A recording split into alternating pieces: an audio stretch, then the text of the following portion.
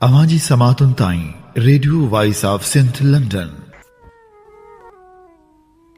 वाकुफ़ न वणकार जी पाणी खयम न पा, हिक जबल जलदायूं करे ॿियो तिख ॾेखारे ताव। लॻी लुक लतीफ़ चए माज़ूरनि मथा, उते ओॾो आ जित हो त हेकली आहियां। भलारे बिटदण जे भलारे बैत सां मुंहिंजी आवाज़ मुसाफ़िर radio voice of Sindh London तां थी दुनिया जी कुंड कुड़छ ताईं। जंहिंजा माग ॿुधी पियो उन्हनि मिड़ी महिरबाननि खे सिक भरियो सलाम इशाल क़बूल पवे। 23 जनवरी 2025 ख़मीस जे ॾींहुं प्रोग्राम सोच वीचार साण करे आऊं अवां जी ख़िदमत में हाज़ुर अवां जो पंहिंजो मेज़बान हबीब लगारी। प्रोग्राम जी शुरूआत में अवां लाइ इहा ई दुआ त शाल जे तो जो असुख सलामती सां हुजो, कॾहिं बि ॾुखियो ॾींहुं न ॾिसो ऐं कॾहिं बि अवां जूं मुर्कूं मेरियूं न थियनि। दुनिया जी कुंड कुड़छ में जिते बि हुजो सिंध लाइ, सिंध वासियुनि लाइ ऐं दुनिया जे मज़लूम माण्हुनि लाइ जा खोड़ींदा रहो। शाल अवां जा ख़्वाब तबीरनि सां लाव लही सघनि।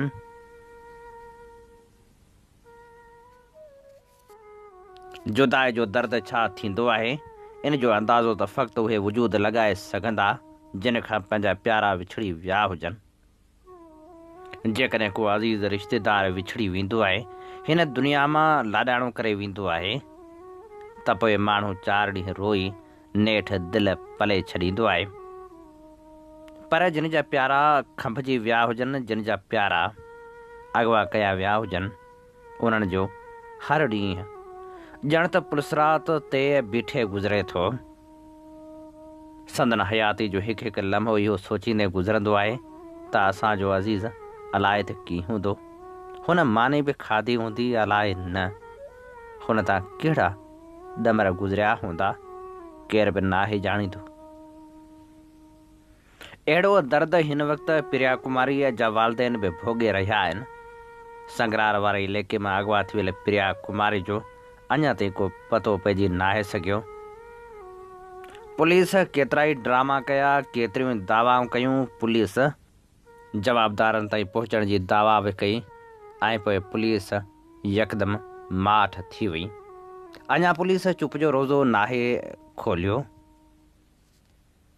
वॾनि वॾनि एहतिजाजनि बावजूद हाण त माठार छांइजी वई आहे।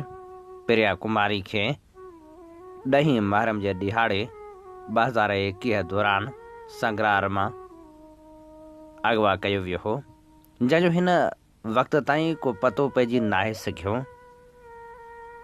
संदसि बाज़ियाबी लाइ सिंध में एहतिजाजी तहरीक पिणु हलंदड़ आहे। संगरार मां अगवा थी वियल प्रिया कुमारी जी बाज़ियाबी लाइ प्रिया एक्शन कमेटी पारां एहतिजाजी तहरीक खे तेज़ करण जो ऐलान कयो वियो आहे। प्रिया एक्शन कमेटी जो इजलास कराची प्रेस क्लब में थियो, जंहिंमें फ़ैसिलो कयो वियो त 29 जनवरी खां प्रिया कुमारी जे हवाले सां सेमिनार मुनक़िद कयो वेंदो,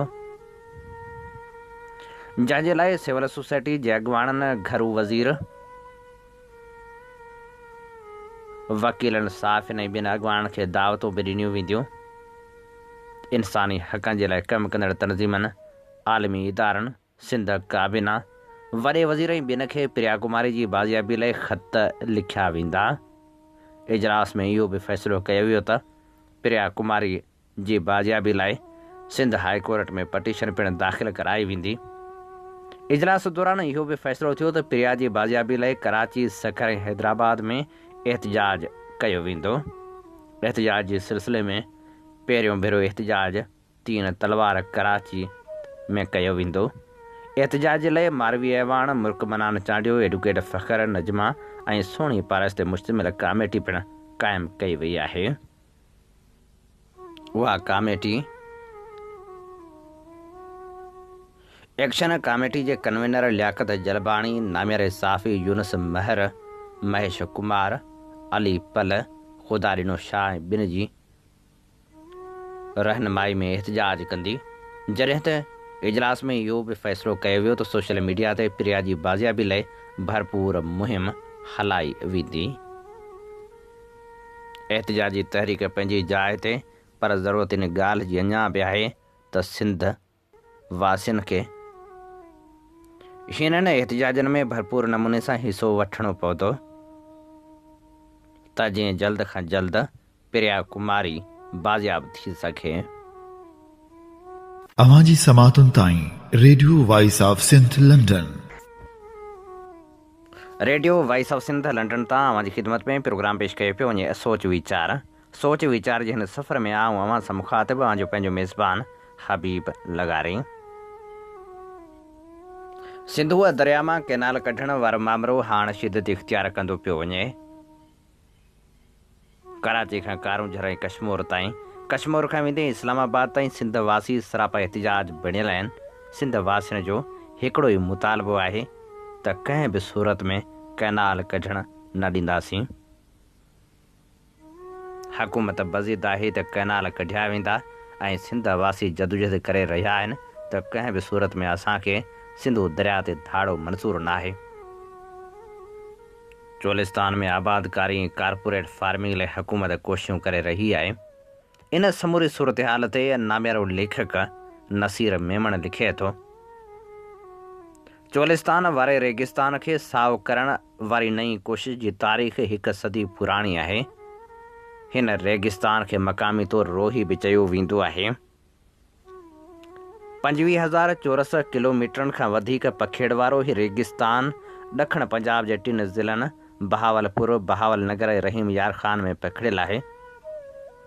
आगाटो हाकड़ो दरिया चोलिस्तान खे 2 भाङनि यानी वॾो ऐं निढो चोलिस्तान में विरहाए थो।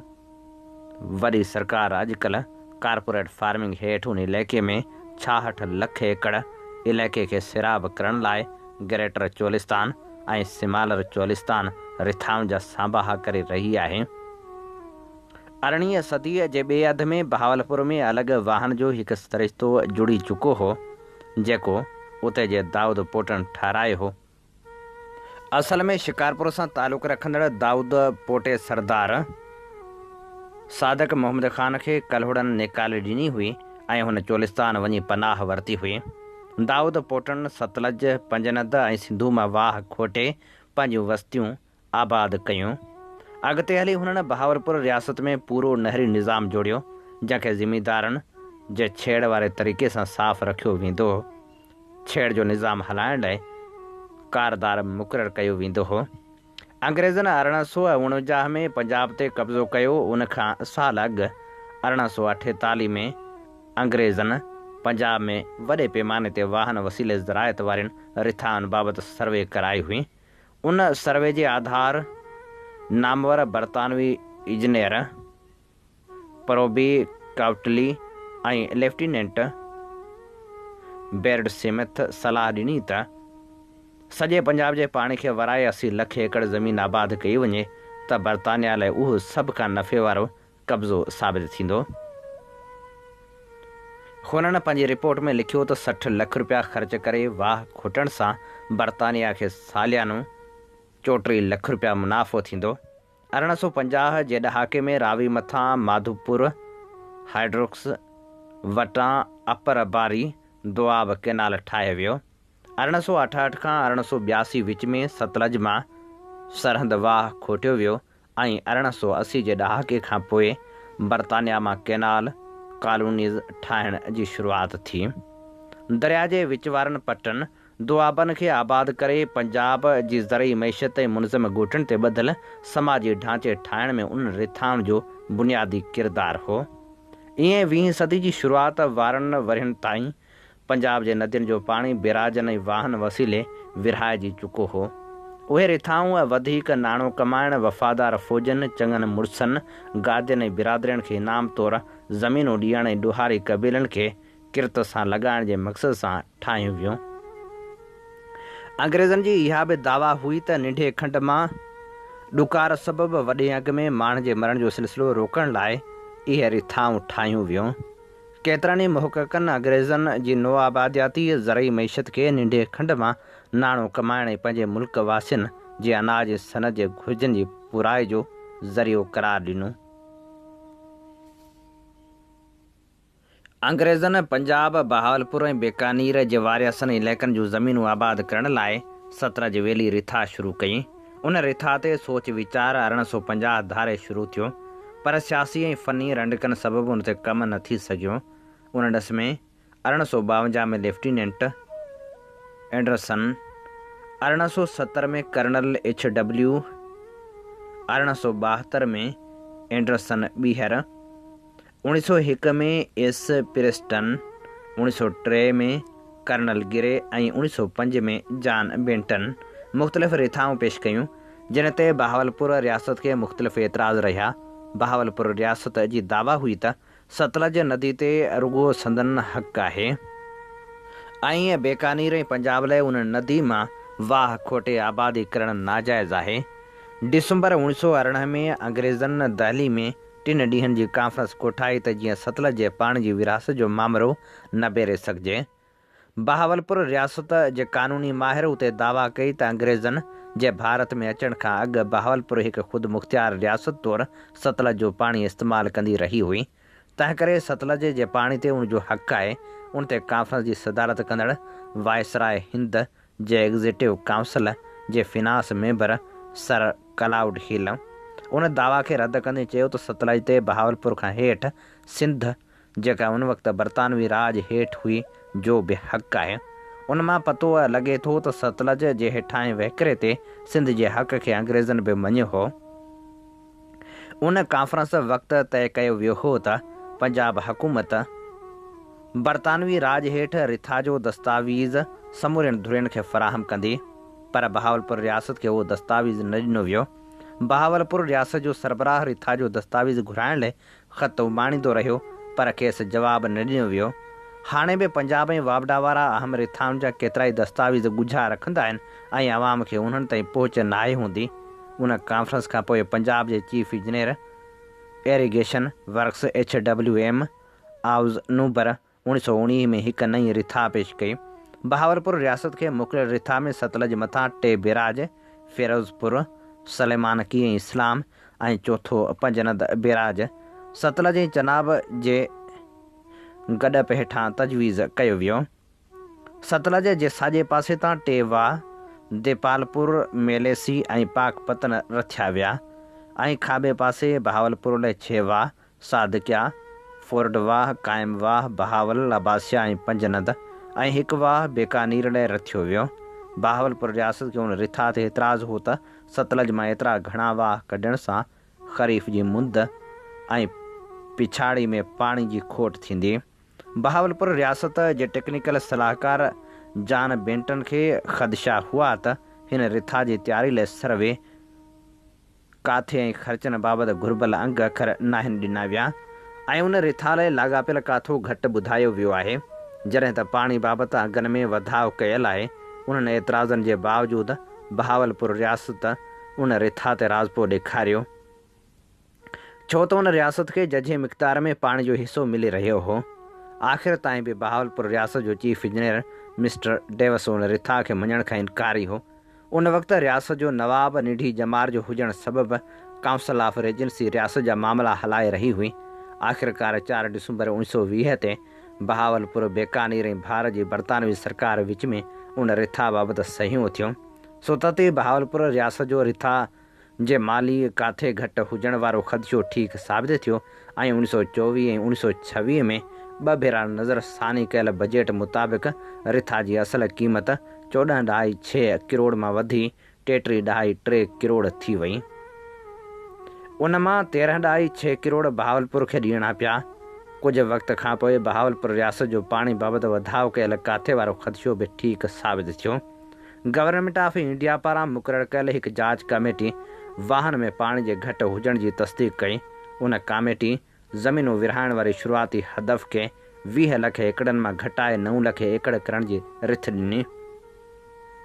1930 खां 1940 दौरान 10 मां 9 साल सलेमानकी ऐं इस्लाम बिराजनि मां निकिरंदड़ वाहन में पाणी जी तमामु घणी खोट रही। अॻिते हली 1935 में रियासत जे पाणी जो हिसो 15,000 क्यूसिक मां घटिजी 13,000 क्यूसिक कयो वियो। 473 मैलनि जी डेघ में वाह बंदि करणा पिया ऐं उन लाइ रखियल 10 लख एकड़ ज़मीन बि ख़ाली छॾियाऊं। रिथा जे ख़र्च वधण जो वॾो बार बहावलपुर ते पियो। ज़मीन मां बि तवक़ा खां घटि आमदनी थी। मजबूर थी रियासत खे पहिरीं पंजाब हुकूमत खां 6 सैकड़ो व्याज ते 50 लख रुपया ऐं 1 करोड़ 24 लाख रुपया हिंदुस्तान सरकार खां कर्ज़ खणियो पियो। पंजाब सरकार उन कर्ज़ जी मोट में रियासत जे रेवेन्यू फिनांस ऐं ज़मीनूं विरहाइण वारनि खातनि जो इंतज़ाम पंहिंजे कंट्रोल में वरितो। जॾहिं नवनि वाहन ते ज़मीनूं आबाद करण जो वक़्तु आयो त चोलिस्तान में रहंदड़ मक़ामी आबादी खे उन अमल खां घणे भाङे ॿाहिरि रखियो वियो। कर्ज़ लाहिण लाइ घुर्बल रक़मनि सबबि ज़मीन जो वॾो हिसो नीलामी वसीले विरहायो वियो, जंहिं लाइ घुर्बल रक़म मक़ामी माण्हुनि वटि न हुई। घणे भाङे मक़ामी माण्हू सदियुनि खां माल चारण ते गुज़ारो कंदड़ हुआ। सदियुनि खां उते आबाद हुजण सबबि ज़मीन ते संदन अवलियती हक़ हो, जंहिंखे नज़रअंदाज़ कयो वियो। ज़मीन घणे भाङे रेगिस्तानी इलाइक़नि में हुई ऐं सर्वे वग़ैरह जा ख़र्च बि ज़मींदार ते रखिया विया हुआ। नतीजे में पहिरें साल 11,593 एकड़ ज़मीन 230 रुपया फ़ी एकड़ जे अघ ते विकिरो थी सघे। उन मां बि केतिरा ई ज़मींदार किस्तूं न पियारण सबबि ज़मीन छॾण ते मजबूर थी विया। मक़ामी माण्हुनि खे ज़मीनूं गिनण जे अमल खां ॿाहिरि रखण सबबि घणे भाङे ज़मीन पंजाब जी गुतियल आबादी वारनि ज़िलनि सियालकोट, अमृतसर, होशियारपुर, जलंधर, फिरोज़पुर, लायलपुर, साहिवाल, शाहपुर, शेखुपुरा ऐं गुजरांवाला जे आबादकारनि वरिती। उन्हनि ज़िलनि जे ॻोठनि मां आयल आबादकारनि बहावलपुर रियासत जे मुख़्तलिफ़ इलाइक़नि में पंहिंजा नवां ॻोठ आबाद कया। उन्हनि में घणे भाङे आराई, जट, राजपूत, ऐवान ऐं पिशावर, मियांवाली ऐं अटक जे इलाइक़नि मां पठान शामिल हुआ।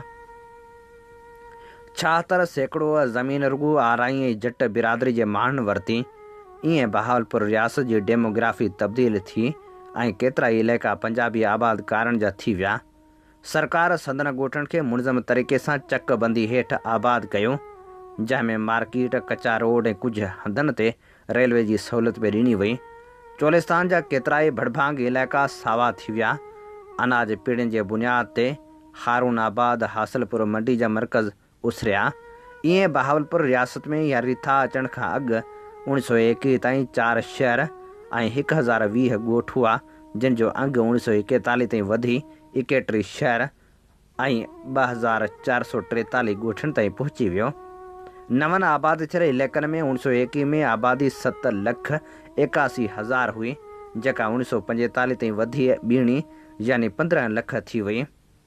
चिश्तिया, हारून आबाद, फोर्ट अब्बास, हासिलपुर ऐं यरमान जा इलाइक़ा पंजाबी आबादकारनि जा इलाइक़ा थी विया ऐं सादिकाबाद, खानपुर, अलाहाबाद ऐं रहीम यार खान में काफ़ी आबादी जी शरह घटिजी वई। ईअं चोलिस्तान जे रेगिस्तान जी आबादीअ जे नतीजे में लखें ॿाहिरि खां माण्हू अचण सां मक़ामी आबादी पुठिते रहिजी वई ऐं अॼु ताईं उन्हनि इलाइक़नि जा सिरैकी ॻाल्हाईंदड़ घणे भाङे मुफ़लिसी वारी ज़िंदगी गुज़ारीनि था। उहो उन दौर जी कारपोरेट फार्मिंग जहिड़ो ई हिकु नमूनो हो, पर उनमें जदीद तौर जे ख़ानगी कंपनियुनि बदिरां क़ाबिज़ रियासती ढांचो अॻुवाणी करे रहियो हो। लखें एकड़ ज़मीन गैर मक़ामी आबादगारनि जे हवाले करण सां इलाइक़े जी ज़रई उपत ऐं आमदनी में त वॾी वाध थी, पर मक़ामी माण्हू पंहिंजे गुज़र सफ़र जी मईशत, कुदरती वसीलनि, तारीख़ी हक़नि ऐं सुञाणप खां महरूम थी विया। सिंध में बि सखर, कोटड़ी, गुडू बेरा जे ज़मीननि वसीले ईअं ई लखनि जे अंग में आबादकार आंदा विया हुआ ऐं हाणे कारपोरेट फार्मिंग जे नाले ते वरी साॻियो खेॾ खेॾण जा साबाह थी रहिया आहिनि। हिकु सदी अॻु चोलिस्तान में अधु सदी अॻु वन यूनिट वक़्तु सिंध में ज़मीननि जी वालार जी तारीख़ वरजाइण जो उहो अमल सिंध वासियुनि लाइ वजूदी सुवाल खणी आयो आहे। हीअ असीं अव्हां जी ख़िदमत में पेश करे रहिया हुआसीं नामियारे लेखक नसीर मेमण जो लिखियल ख़ूबसूरत लेख।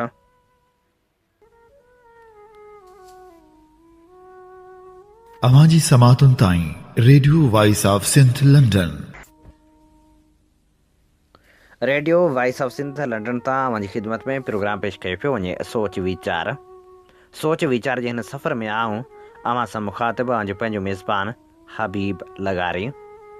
जीअं तव्हां हीअं चङी रीति ॼाणो था त असीं radio voice of Sindh London तां अव्हां जी ख़िदमत में उहे प्रोग्राम पेश कंदा आहियूं जिन में सचाई जा सॾ हूंदा आहिनि, जिन में तारीख़ जा अमल वर्क हूंदा आहिनि।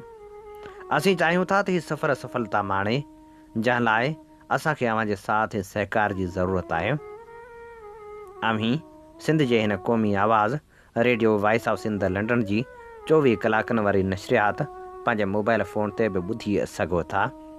Radio voice of Sindh London अव्हां लाइ पेश करे थो उत्साहींदड़ गीत, मज़ाहिमती शाइरी, क़ौमी अॻवान जा ख़िताब, तारीख़ी ऐं मालूमाती किताबनि मां सिंध ऐं सिंधी क़ौम बाबति चूंड मवाद, सिंध जे बढ़ंदड़ मसइलनि ते थींदड़ सरगर्मियुनि बाबति रिपोर्टूं ऐं घणो कुझु जेको अव्हीं ॿुधणु चाहियो था। मोबाइल फ़ोन जे प्ले स्टोर में वञी सर्च करियो radio voice of Sindh London. Radio जी ऐप डाउनलोड करे अव्हीं 24 कलाक लाइव नशरियात ॿुधी सघो था। सिंध जा शहर तरक़ियाती कम न थियण सबबि भड़भांग त थी रहिया आहिनि, पर ज़मीननि ते वालार बि कई पई वञे। हाणे त साहिली पटी मुहाणनि लाइ बि नोगो एरिया थींदी पई वञे।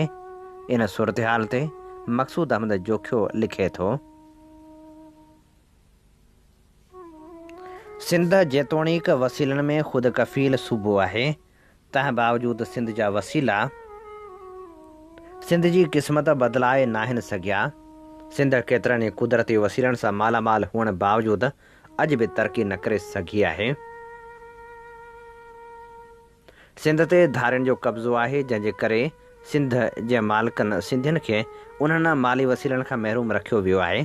केतिरा ई सिंध जा नौजवान बुख बदहाली ऐं बेरोज़गारी जे करे ख़ुदकशियूं करे रहिया आहिनि, त केतिरा ई ख़ानदान वरी पंहिंजे बचनि खे विकिरो करण ते मजबूर आहिनि।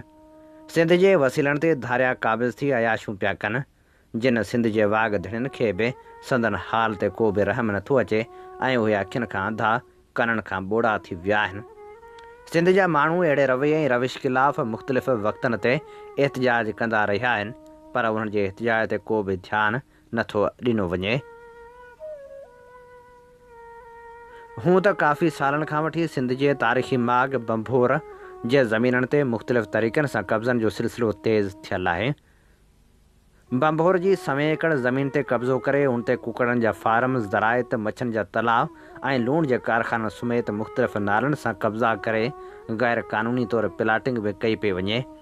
हिन माॻ जो जॾहिं वजूदु रखियो वियो तॾहिं बंभोर लॻभॻि 640 एकड़ ज़मीन ते ॿधलु हो, जंहिं ज़मीन जा खाता तब्दील करे उनखे हाणे वञी 307 एकड़ ज़मीन ते ॾेखारियो वियो आहे। बंभोर भरिसां रहंदड़ माण्हुनि खे बुनियादी सहूलियतुनि खां महरूम करे संदन ॿारनि खे तालीम खां बि परे रखियो वियो आहे। नाइंसाफ़ी जो सिलसिलो हिते नाहे रुकिजी सघियो, पर हाणे साहिली किनारे ते क़ाइमु विंड मिल कंपनी इंतिज़ामिया बंभोर ऐं उनजे भरपासे में रहंदड़ मक़ामी मुहाणनि खे उतां जी साहिली पटी मां मच्छी जे शिकार खां बि रोकियो आहे। जेतोणीकि हितां जा रहवासी मक़ामी मुहाणा नस्ल दर नस्ल उतां मच्छी जो शिकार कंदा रहनि था, उन्हनि जी ज़िंदगी जो गुज़र सफ़र मच्छी जे शिकार ते आहे। हू न ॿियो कमु करे सघनि, न ॿियो को रोज़गार खेनि करण लाइ मिलियो आहे, पर हाणे वक़्त जे ॾाढनि संदन उहो रोज़गार बि खसे वरितो आहे, जंहिं करे मुहाणा परेशान थी बुख ऐं बदहाली जे वर चढ़ी विया आहिनि। संदन बचड़ा बुखूं काटे रहिया आहिनि। जेतोणीकि हितां जा मुहाणा पीपल्स पार्टी खे सदाईं वोट कंदा रहिया आहिनि, पर साणनि थींदड़ एॾे वॾे ज़ुल्म जे बावजूदि पीपल्स पार्टी जे कंहिं बि चूंडियल MP या सूबाई वज़ीर संदन दांह जो जवाबु नाहे ॾिनो, जंहिं करे सवें मक़ामी मुहाणा रोज़गार खसजण ख़िलाफ़ सरापा एहतिजाज बणियल आहिनि। मुहाणनि जे हिन एहतिजाज में जेतोणीकि कंहिं असेंबली मेंबर, वज़ीर या सलाहकार ते शिरकत नाहे कई, पर मक़ामी यूसियुनि जा चूंडियल नुमाइंदा सियासी समाजी अॻवान हिन एहतिजाज जो हिसो थी मुहाण सां इंसाफ़ जो मुतालबो करे रहिया आहिनि। UC ककड़ांड, UC खिगाण ऐं UC बंभोर जे मुहाणनि खे न सिर्फ़ु मच्छी मारण खां रोकियो वियो आहे, पर सिक्योरिटी जो जवाज़ ॼाणाए खेनि पंहिंजे क़दीम क़ब्रिस्ताननि ऐं सामुंडी तट ते बि वञण खां रोकियो वियो आहे, जंहिंसां हू सख़्तु परेशानी जो शिकार आहिनि। होॾांहुं मुतासिर मुहाणा मच्छी मारण वारे रोज़गार बंदि थियण करे बेरोज़गार थी फाका कशी जो शिकार थी विया आहिनि। ग़रीब मुहाणनि जे गुज़र जो वाहिद वसीलो मच्छी मारे पेट पालण आहे। हिकु तरफ़ ज़मीननि ते कब्ज़ा करे मुख़्तलिफ़ कंपनियुनि खे विकिरो करे मक़ामी माण्हुनि खे बेघर कयो वञे थो। बिना नोटिस ॾियण जे बंभोर ऐं उनजे भरपासे में ॻोठनि ऐं क़दीमी वसिंजनि जी भञडाह जो सिलसिलो बि जारी आहे, त ॿिए तरफ़ मुहाणनि खां रोज़गार जो हक़ बि खसियो पियो वञे। अहिड़ी नाइंसाफ़ी खां पोइ हितां जा माण्हू पाण खे निंधण को महसूस करे रहिया आहिनि। हाणे सुवाल आहे त इंडस्ट्री ज़ोन में मक़ामी माण्हुनि खे मुलाज़मत अवलीअ जे बुनियाद ते ॾियणु खपे। सिंध हुकूमत जी बि ज़िमेवारी आहे त उन ते अमल कराए। जेकॾहिं हिन ज़ोन में बि मक़ामी माण्हुनि खे नज़रअंदाज़ कयो वियो त पोइ उन ज़ोन जो सिंधियुनि खे कहिड़ो फ़ाइदो थींदो, इहो बि वाज़ह कयो वञे। हिते सुप्रीम कोर्ट जे हुकुम बावजूदि लेबर लॉ ते को बि अमल नथो कयो वञे। जेकॾहिं को पुरियत ज़ख़्मी थिए थो त उनजो इलाजु न थियण जे करे उहो तड़पी तड़पी ज़िंदगी जी जंग हाराए वञे थो। मक़ामी माण्हू बुख ऐं बदहाली जे करे पंहिंजा अबाणा कख छॾण ते मजबूर थी विया आहिनि। हिन वक़्तु ठठे ज़िले जी का बि देह कूड़नि खातनि ऐं कब्ज़नि खां आजी न आहे। कूड़ा काग़ज़ ठहिराए कब्ज़ा कया पिया वञनि। घारो किरेक खां वहंदड़ खारो पाणी सिम जी सूरत में हर रोज़ु बंबोर जे क़दीम आसारनि खे नुक़सानु पहुचाए रहियो आहे। ॿिए तरफ़ कब्ज़नि जो सिलसिलो जारी आहे।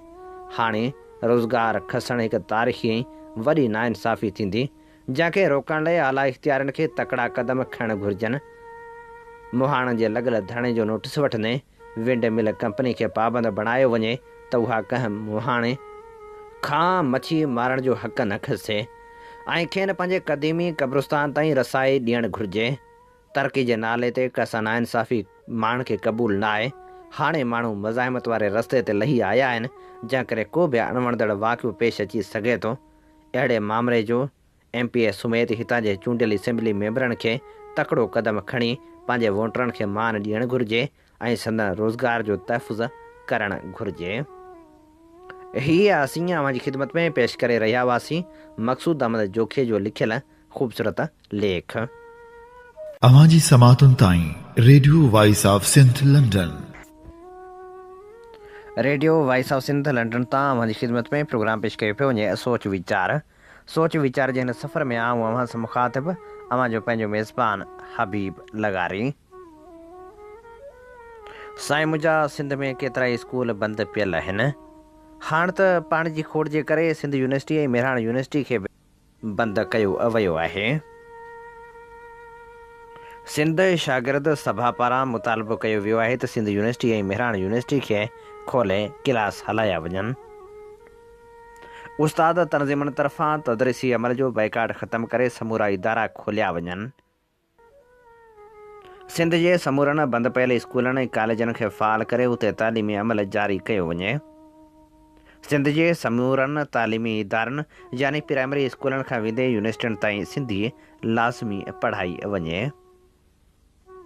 सिंध शागिर्द सभा जे अॻुवाणनि काल हैदराबाद में प्रेस कॉन्फ्रेंस कई, जंहिं प्रेस कॉन्फ्रेंस जो मतन अव्हां जी ख़िदमत में पेश करियूं था। जीअं त समाज जे हिकु बाशूर किरदारु हुअण जे नाते असांखे यकीन आहे त सिंध जे तालीमी इदारनि जा मसइला अव्हां जे इल्म में ज़रूरु हूंदा। वक़्त बे वक़्तु उन्हनि मसइलनि जे हल लाइ मुख़्तलिफ़ शागिर्द तनज़ीमनि ऐं सिंध शागिर्द सभा तरफ़ां पिणु अमली क़दम खयां विया आहिनि। चाहे उहो इदारनि अंदरि पढ़ायो वेंदड़ निसाब हुजे, बुनियादी सहूलियतूं हुजनि, सिक्योरिटी फोर्सिस जी मौजूदगी हुजे या संदन ॻठ जोड़ सां थींदड़ करप्शन। सिंध जो शागिर्द हमेशह अहिड़नि तालीम दुश्मन अमलनि ख़िलाफ़ सरापा एहतिजाज रहियो आहे।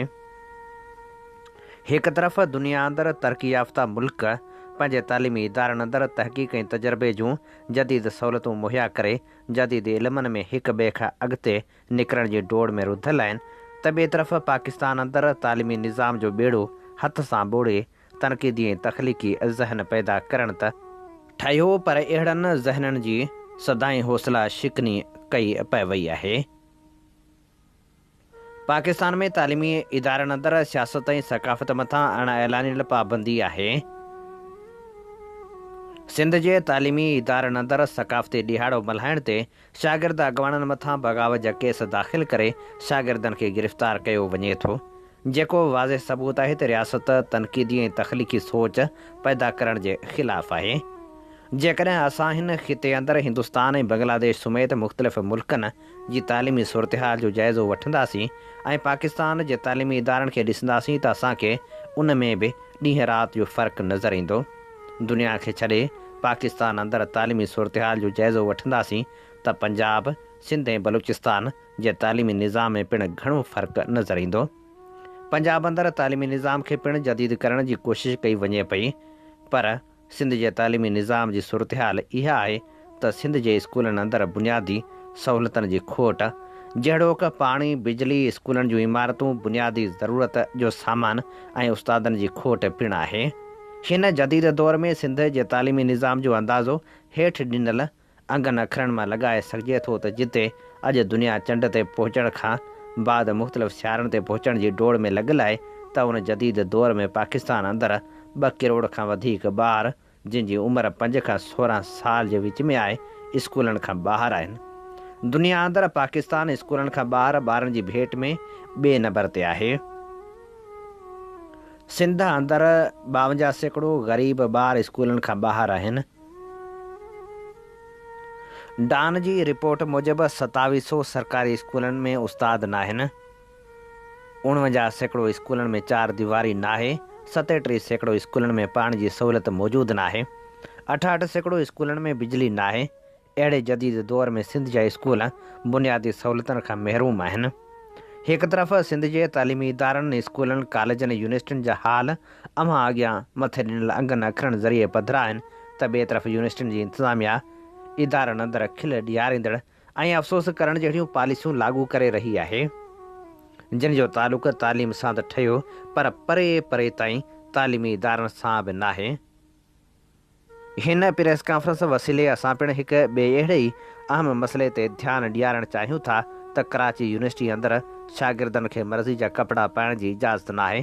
ताज़ो इंतिज़ामिया तरफ़ां जारी कयल नोटिस में शागिर्दनि खे चिड़ ॾियारींदड़ कपिड़ा पाए अचण खां रोकियो वियो आहे। हाणे अव्हां ॿुधायो त कपिड़ा बि चिड़ ॾियारींदड़ थींदा आहिनि छा? असांजे तालीमी इदारनि जी सूरत हाल इहा आहे त इज़हार जी आज़ादी ते पाबंदी, सियासत, सकाफ़त, यूनियन समेत शागिर्द तनज़ीमनि मथां पाबंदी आहे, पर हाणे शागिर्द पंहिंजी मर्ज़ी मूजिबि कपिड़ा बि पाए नथा सघनि। इंतिज़ामिया शागिर्दनि जा सभु मसइला हल करे छॾिया आहिनि। हाणे उन्हनि वटि करण लाइ कुझु बि न आहे। उन लाइ अहिड़ा फ़ैसिला कया पिया वञनि जंहिं ते सिर्फ़ु अफ़सोस ई करे सघिजे थो। तालीमी इदारनि अंदरि किताबनि जे स्टाल लॻाइण मथां पिणु पाबंदी आहे। सिंध ऐं बलूचिस्तान जे तालीमी इदारनि अंदरि जेकॾहिं शागिर्द या शागिर्द तनज़ीमूं किताब जा स्टाल लॻाइनि थियूं त उन्हनि ख़िलाफ़ कारवायूं करे, गिरफ़्तार करे किताब विकिरो करण खां रोकियो थो वञे।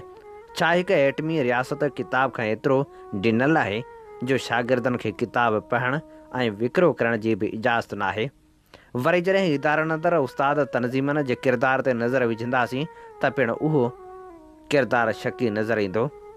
उस्ताद तनज़ीमूं इदारनि खे पंहिंजी ज़ाती मिल्कियत जी हैसियत में हलाइणु घुरनि थियूं। पंहिंजे ज़ाती मुफ़ादनि, पघारनि, ॿियनि मरातनि जे वाधारे लाइ त सदाईं एहतिजाज कंदे नज़र ईंदियूं, पर कॾहिं बि शागिर्दनि इदारनि जी भलाई, इदारे में बुनियादी सहूलियतुनि लाइ एहतिजाज कंदे नज़र न ईंदियूं। उस्ताद तनज़ीमनि तरफ़ां एहतिजाज करण जो तरीक़ो पिणु शागिर्द ऐं तालीम दुश्मन रहियो आहे। पंहिंजे मुफ़ादनि ख़ातिर सदाईं तदरीसी अमल जो बैकाट करण ई संदन मुस्तक़िल एहतिजाजी तरीक़ो रहियो आहे। हिकु शागिर्द तनज़ीम हुअण जे नाते असां कंहिं बि सूरत में तदरीसी अमल जो बैकाट बर्दाश्त न कंदासीं। ॿी सूरत में जेकॾहिं उस्तादनि पंहिंजे एहतिजाजी तरीक़े खे तब्दील न कयो त तालीम दुश्मन ऐं शागिर्द दुश्मन अमल यानी बैकाट ख़िलाफ़ पिणु सख़्तु रद्द अमल ॾिनो वेंदो। असां उस्ताद तनज़ीमनि खे पिणु इहा गुज़ारिश था करियूं त पंहिंजे ज़ाती मुफ़ादनि खे छॾे इदारे ऐं शागिर्दनि जी भलाई लाइ आवाज़ उथारिनि, जंहिंमें असां पिणु संदन बांह ॿेली थींदासीं। जामशोरो जंहिंखे सिंध जे तालीम जो मर्कज़ सम्झो वेंदो आहे, उन में सिंध जा 2 अहम ऐं वॾा तालीमी इदारा सिंध यूनिवर्सिटी ऐं मेरहाण यूनिवर्सिटी पाणी जी खोड़ सबबि बंदि आहिनि, जंहिंखे असां शागिर्द ऐं तालीम दुश्मन फ़ैसिलो सम्झूं था। वाह जी मरमत जो जवाज़ ॼाणाए तालीमी सरगर्मियूं मुअतल करणु सरकार ऐं रियासत समेत इंतिज़ामिया जी नाअहली जो वाज़े सबूत आहे। थियणु ईअं घुरिजे हा त तालीमी इदारनि में पाणी जी फ़राहमी लाइ सिंध हुकूमत ऐं जामशोरो इंतिज़ामिया मुतबादिल रस्तो ॾियनि हा त इदारा बंदि करणा न पवनि हा, पर सिंध जे शागिर्दनि जी तालीम जी परवाह न इंतिज़ामिया खे आहे, न वरी हुकूमत खे आहे। हैदराबाद, कोटड़ी ऐं जामशोरे शहर खां ॿाहिरि बहिराड़ी वारनि इलाइक़नि में इंटरनेट जी सहूलियत न हुअण जे बराबरि आहे त पोइ सोचण जहिड़ी ॻाल्हि आहे त थरपारकर जे भिटनि में रहंदड़ शागिर्द, कश्मीर ऐं कंदकोट जे कचे वारनि इलाइक़नि में रहंदड़ शागिर्द या जामशोरे जे पहाड़नि जहिड़ोक झांगारा ऐं बाज़ार में रहंदड़ शागिर्द ऑनलाइन क्लास कीअं वठी सघंदा, जेको पिणु सरकार लाइ तमामु वॾो सुवालु आहे त अहिड़े जदीद दौर में इंटरनेट जी फ़राहमी पिणु पूरी तरह सां न करे सघी आहे ऐं नाहिल इंतिज़ामिया सिर्फ़ु नोटिस कढी पाण खे लातालुक बणाए छॾियो आहे। सिंध यूनिवर्सिटी ऐं मेराण यूनिवर्सिटी खे पाणी जी खोड़ सबबि बंदि कयो वञे थो, पर साॻी जाइ ते लम्स यूनिवर्सिटी खुलियल आहे। जेकॾहिं लम्स खे पाणी फ़राहम थी सघे थो त पोइ मेराण ऐं सिंध खे छो न, उहो पिणु वॾो सुवालु आहे जंहिंजो सरकार खां सिंध जो शागिर्द जवाबु तलब करे थो। तव्हां सभिनी खे पंजाब में निकिरंदड़ नवनि कैनालनि जी पिणु ॼाण हूंदी, जंहिंसां सिंध अंदरि पाणी जी खोट वेतर शदीद थी वेंदी ऐं माहिरनि एतिरे क़दुरु ख़दशा ज़ाहिर कया आहिनि त सिंध अंदरि पाणी पिणु अणलभ थी वेंदो। छा सुभाणे जेकॾहिं अहिड़ी सूरत हाल पैदा थी त सिंध हुकूमत सिंध जा समूरा तालीमी इदारा मुर्गो ई बंदि करे छॾींदी, ताले असीं ज़रूरी सम्झूं था त तालीमी इदारनि खे पाणी जी खोट खे मुंहुं ॾियण लाइ मुतबादिल ज़रियनि लाइ जल्द क़दम खणणु घुरिजनि। सिंध जो शागिर्द पिणु सिंध जे पाणी ते कब्ज़े जे ख़िलाफ़ एहतजाज में शामिलु आहे। सिंध सभा जे अॻुवाणनि मुतालबो कयो त सिंध यूनिवर्सिटी ऐं मेराण यूनिवर्सिटी खे पाणी फ़राहम करे क्लास हलाया वञनि। सॼी सिंध जे शागिर्दनि जे तालीमी इदारनि में घुरिबल ज़रूरतनि खे पूरो कंदे तालीमी इदारनि में सेक्युलर माहौल फ़राहम कयो वञे। सिंध जे तालीमी इदारनि अंदरि मज़हबी इंतिहा पसंदी खे रोकियो वञे। इन्हनि समूरनि मुतालबनि जी मंजता लाइ सुभाणे यानी 24 जनवरी ते सॼी सिंध अंदरि एहतजाजी मुज़ाहिरा कया वेंदा। हीअ असीं अव्हां जी ख़िदमत में पेश करे रहिया हुआसीं सिंध सभा जी प्रेस कॉन्फ्रेंस जो मतन। इन ते ई प्रोग्राम सोच वीचार जो वक़्तु पुॼाणी ते पहुचे थो। पंहिंजे मेज़बान हबीब लगारी खे साॻी दुआ सां ॾींदा इजाज़त। वसे भिट तुंहिंजी भलारा सदा, सदा देस परदेस सारा वसन। कॾहिं सींद सिंध जी न मेरी थिए, कॾहिं मोड़ कहजा न मुरझाइजनि। अवां जी समातुनि ताईं radio voice of Sindh London